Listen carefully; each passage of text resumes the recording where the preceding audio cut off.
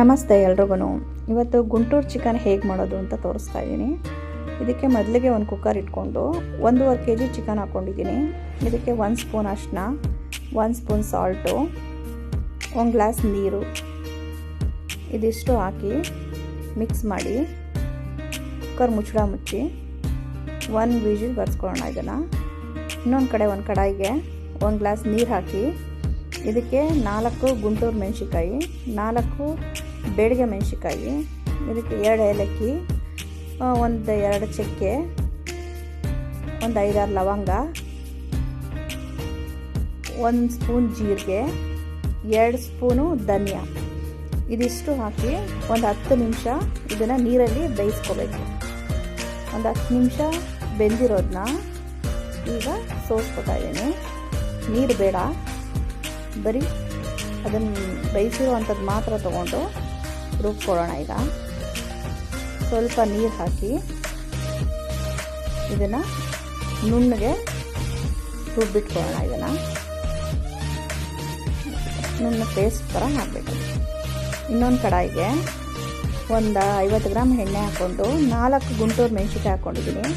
ಇಲ್ಲಿ 2 ಈರುಳ್ಳಿ, ಸ್ವಲ್ಪ ಕರಿಬೇವು ಇಷ್ಟು ಹಾಕಿ ಚೆನ್ನಾಗಿ ಫ್ರೈ ಮಾಡೋಣ. ಫಸ್ಟು ಅದಕ್ಕೆ 1 ಸ್ಪೂನು ಶುಂಠಿ ಬೆಳ್ಳುಳ್ಳಿ ಪೇಸ್ಟ್ ಹಾಕ್ತಾಯಿದ್ದೀನಿ.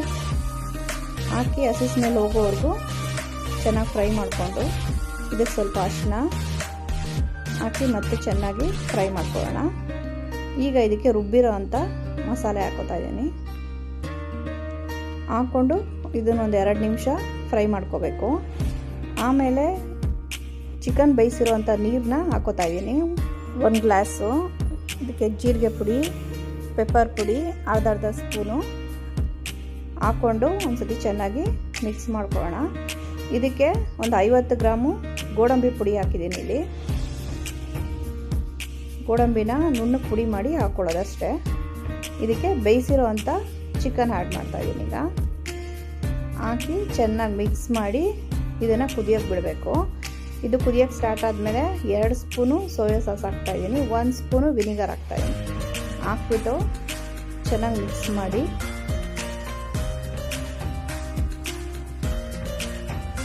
ಒಂದು ಲಿಡ್ ಮುಚ್ಚಿ ಚೆನ್ನಾಗಿ ಬೇಯಕ್ಕೆ ಬಿಡಬೇಕು. ನೋಡಿ ಬೆಂದಿದೆ. ಇದಕ್ಕೆ ಸ್ವಲ್ಪ ಕೊತ್ತಂಬರಿ ಸೊಪ್ಪು ಹಾಕಿದ್ರೆ ಗುಂಟೂರು ಚಿಕನ್ ರೆಡಿ. ಚಪಾತಿಗೆ ತುಂಬ ಚೆನ್ನಾಗಿರುತ್ತೆ. ಸೆಮಿ ಗ್ರೇವಿ ಇದು. ನಿಮ್ಮನೇಲೂ ಟ್ರೈ ಮಾಡಿ, ಹೇಗೆ ಬಂತು ಅಂತ ಕಮೆಂಟ್ ಮಾಡಿ. ಇಷ್ಟ ಆದರೆ ಲೈಕ್ ಮಾಡಿ. Thank you.